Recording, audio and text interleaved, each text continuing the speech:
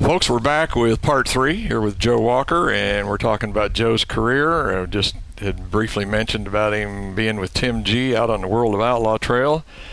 But Joe, getting back to your career, actually starting driving, you got your first chance at driving at what was then called the Tri-M Speedway, which of course now is CMS, which I didn't know that's what it was called. Evidently, I never had been down there. That's back in the day.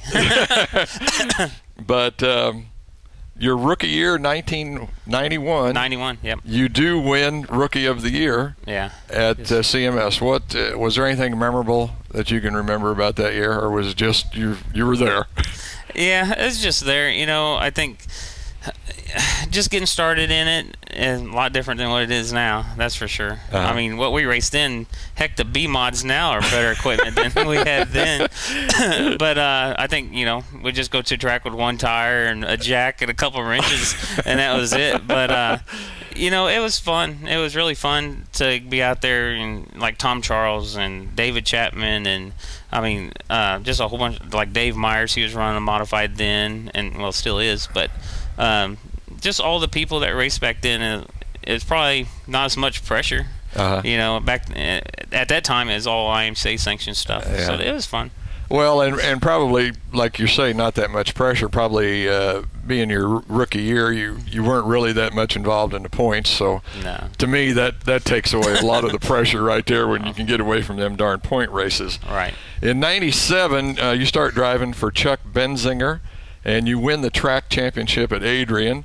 And I've got to say, man, a great little track. You know, I really miss having the opportunity to go down there and get to see some races, because it's always competitive and tight racing. Is that pretty much the way it was when you ran there? Yeah, definitely. I mean, with the Portsons owning that deal, and even I think Bob Mooney promoted it before that, but it's always, you know, always for good racing. You know, you're right there on someone the whole time.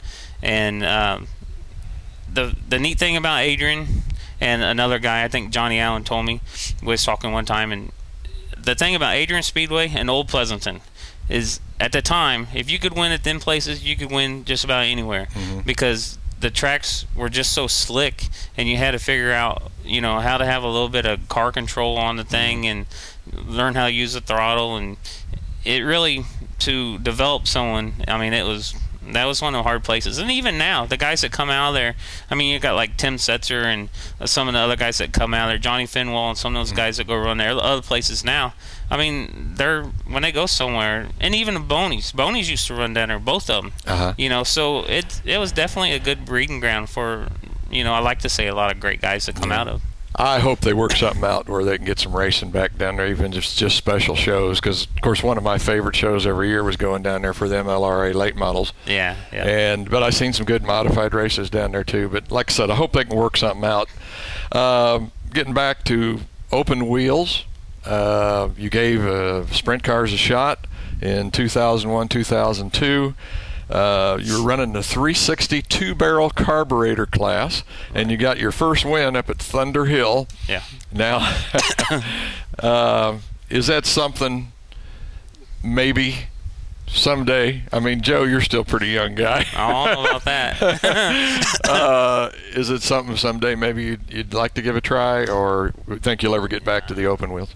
You know, I'd like to, but anymore, the classes around here, you have the 305 deal, and that's so fragmented. You got guys doing one set of rules on a 305, and you got another deal on them.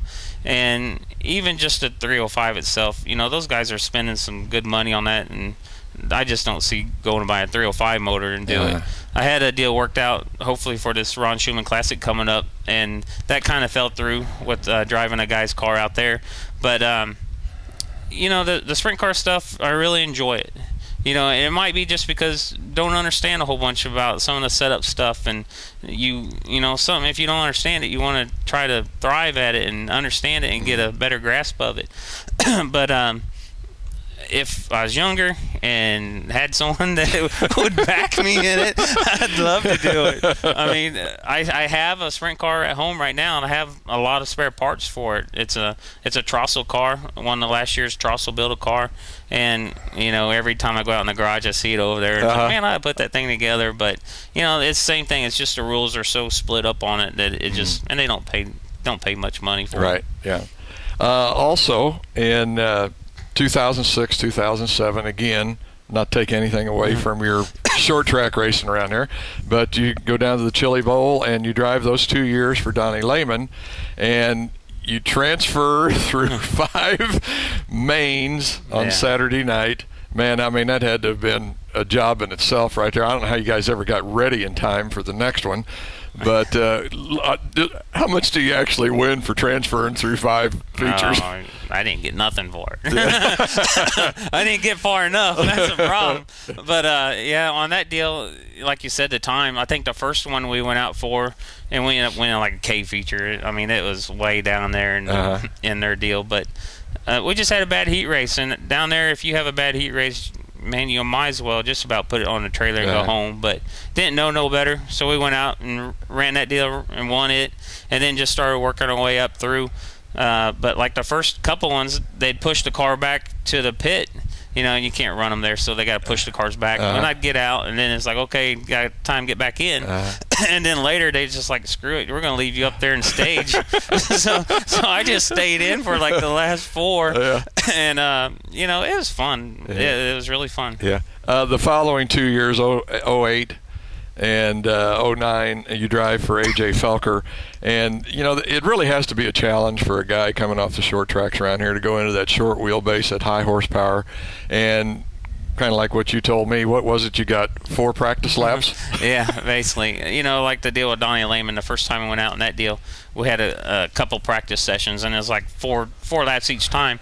And heck, the first couple times you're just trying to figure out, you know, what you need to do just to make it around there. And then the next deal with A.J. Felker, I think the first year I did that, we got 1 practice session. There's almost 300 cars there, and you're running with guys that 90% of them, 95% of them run a sprint car type car all the time.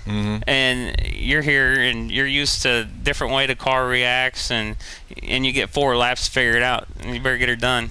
I was just saying, it's got to be a terrible challenge. I can't imagine making that move. But I tell you what, we've went down there, me and my wife and some friends, we went down there and sat in the stands, and we said, I mean, I can do that. I can do that. You know, and we drink beer, and the more beer you drink, the more you can do it.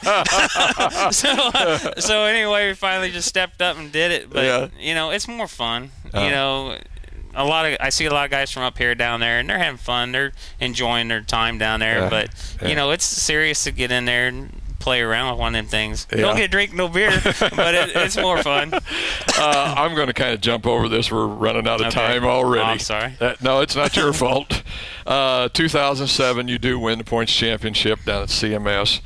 But I'd like to move on forward into what we're in right now, because, man, with what's going on out at Lakeside, I don't know if I've seen this much excitement generated since maybe the time that Clint Boyer was around here. But, of course, you guys have got this streak of 4 wins.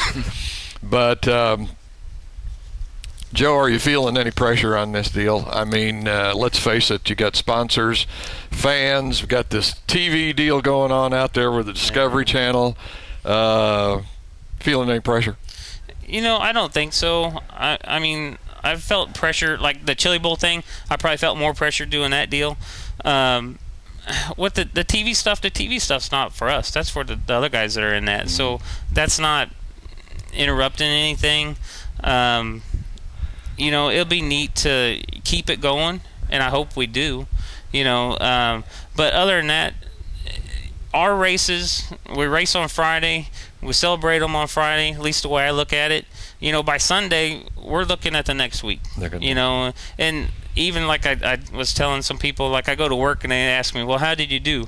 Well, I did all right. And then they kind of look at me like, what did you do, win? And I said, oh, yeah, we won. Yeah, but, you know, another one. But, yeah, it's over. Friday night, it's over. We got to go to next week. Well, what's that saying? Friday you're a hero, and Monday you're a zero. Yeah, I've been a lot of zeros. So that's the thing about racing. It's every week, man. You got to go out there and prove yourself, and we're getting down to the end, right? Joe, I appreciate you taking your time here tonight. I wish we had another 30 minutes to talk, but I'm afraid we're going to have to wrap it up, folks. That's going to do it for Shop Talk.